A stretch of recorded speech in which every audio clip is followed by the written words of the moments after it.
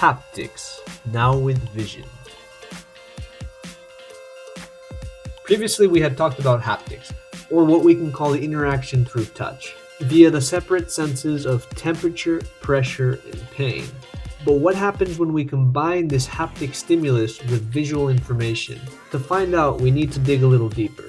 We know from research done by Mark Ernst and Martin Banks at the School of Optometry at the University of California that vision often dominates our perception when we combine both visual and haptic stimulus. What this means is that when you perceive the size, the shape, and the position of any object, you are primarily relying on what you see. This doesn't mean that our sense of touch is meaningless. No, according to these researchers, we as humans integrate this visual and haptic information, likely using our nervous system, in order to produce a more accurate response. Essentially, what that means is that when you create a virtual visual environment, even simple haptic feedback can create an integrated and ultimately a more realistic sensation of working with physical objects in a realistic environment. In other words, helping make virtual objects feel real.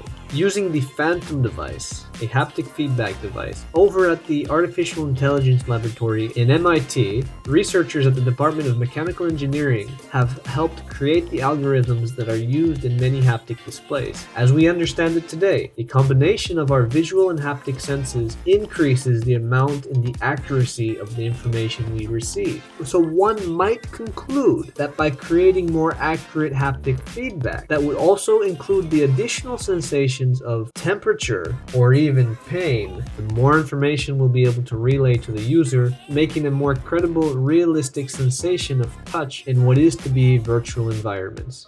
That'll be it for now, and who knows what we're going to see in the future. Haptics, the way that we interact with technology through touch, provides us with such an amazing untapped potential as to how we can interact with our technology.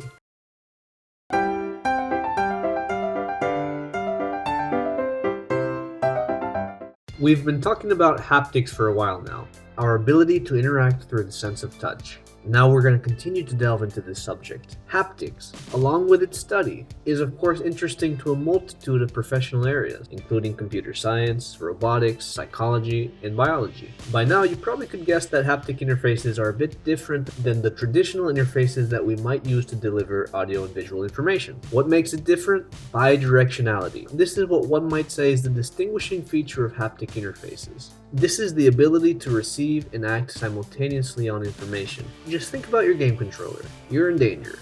You're being hurt. Your controller shakes.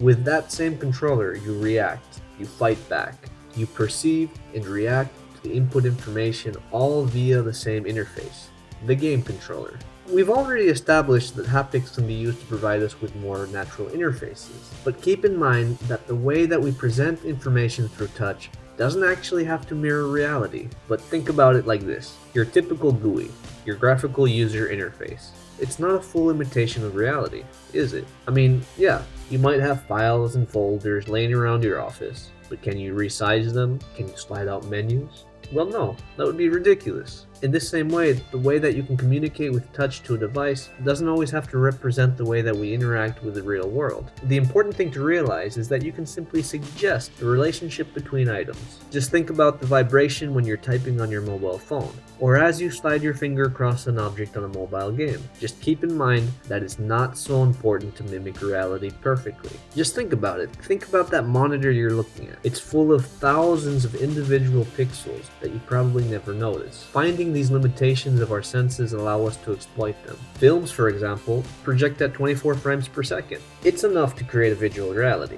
Of course, more pixels on the screen give you a sharper image, and more frames per second give you more fluid movement. But with this in mind, be aware that haptics don't have to be perfect for us to enjoy. They just need to be good enough. What's nice about our use of haptics, and what's kind of neat, is that they do actually help us alleviate overwhelming visual loads, especially in stressful environments. And this can be quite important in aiding critical and emergency situations. One of the big issues with haptic interfaces, though, is that they're very expensive. Just to give you an idea, that Phantom haptic device that we've been talking about, well, it sells for over 1,500 euros used. Yeah. a bit too much for the typical consumer. Despite this, we still do see haptic devices entering the consumer market, primarily of course through force feedback on gamepads and on mobile phones. But we are seeing some more interesting haptic interfaces in cars, such as BMW's iDrive system that allows you to control simple features such as your radio and your air conditioning. And of course, the latest Apple iPhone with its Haptic engine and 3D touch allows you to feel the pressure of the presses you make and get feedback on the items you touch. Let's do hope that this is going to be a continuing trend, as it's clearly going to make it easier for us to interact with our technology. Haptics. Mobile pressure. Let's go ahead and continue with pressure-based input, primarily in the mobile realm. We're talking about your cell phone. Right now, vibration is currently the most predominant form of pressure feedback on your phone. If you remember, we had said the sense of pressure is very precise, but unfortunately, our own current use of vibral tactile feedback is quite simple and rudimentary. It doesn't take full advantage of our incredible sense of pressure. As you might already know, most phones don't go beyond vibrating when receiving a text message or phone call. Research done by Graham Wilson, Craig Stewart, and Stephen Brewster at the University of Glasgow showed us that by squeezing a phone, users could handle up to 10 distinct levels of pressure with about 80% accuracy. Of course, adding visual feedback to the mix was shown to improve this accuracy even further. But then again, we have to remember that one of the advantages of using pressure-based selection menus is our own ability to interact with the menu without the visual stimulus. For example, if you're using your phone in your pocket. Anyway, the idea is that we can in fact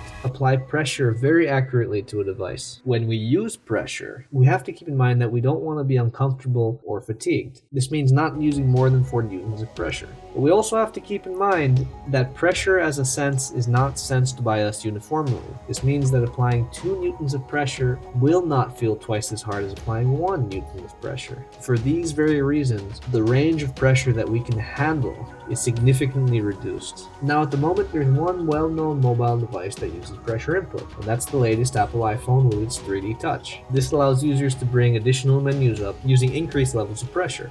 But because we are able to apply even more levels of pressure very accurately, it's likely that in the future we will see our use of pressure input expanded into more in-depth uses in more natural ways to interact with our mobile phones. Haptics. It's how we interact with our world, and it's how we interact with our technology. Think about this. Our hand. It typically rests at a temperature between 25 and 36 degrees Celsius. That's 77 to 97 degrees Fahrenheit. What that means is that it's usually warmer than the world around us.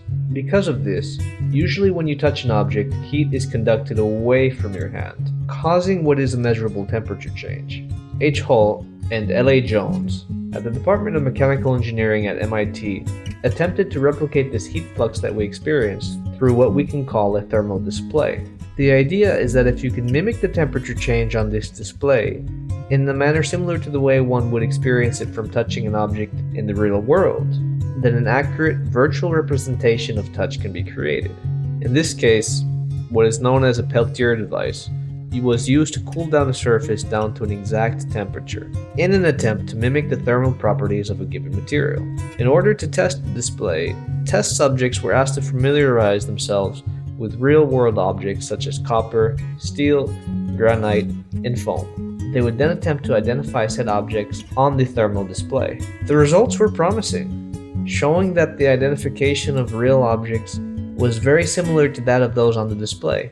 Now, if you remember from a previous video, I had said that our sense of touch is spatially low resolution. One finger is not able to detect multiple simultaneous changes in temperature. Therefore, there is little advantage to building higher resolution temperature displays. You might also remember that our sense of touch reacts faster than our sense of temperature.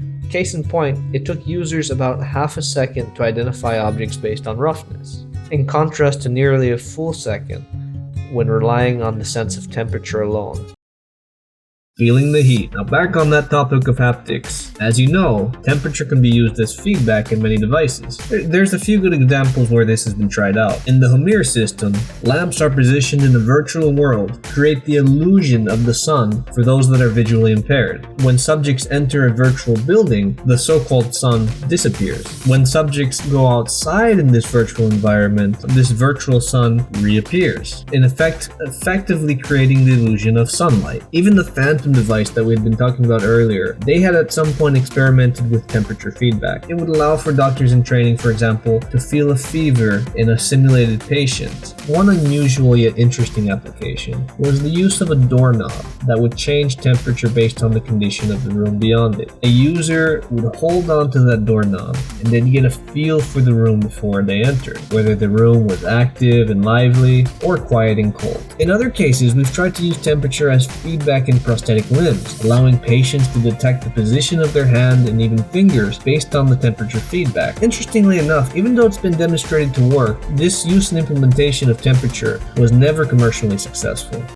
So far we've been talking about our interaction through technology through our sense of touch. Previously we've talked about applications of pressure, and more recently how temperature is used and might be used in the way that we interact with our tech. But what about that sense of pain? Yeah, of course, it's going to be hard to justify the use of pain as feedback in our technology. But there is an example out there, the Pain Station, developed by the artist group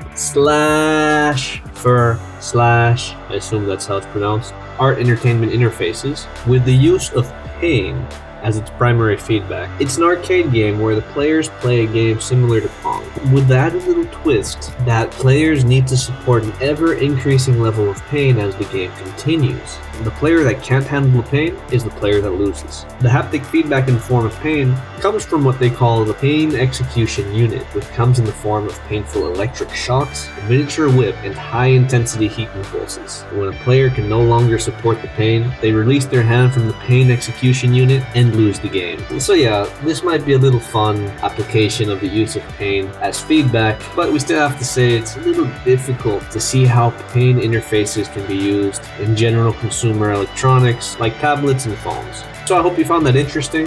When we're talking about haptics and our interaction with technology, we can need to take into account all the senses of touch that we can consider, which primarily consist of the senses of pressure, temperature, and pain. But who knows, maybe someone's going to find a useful application.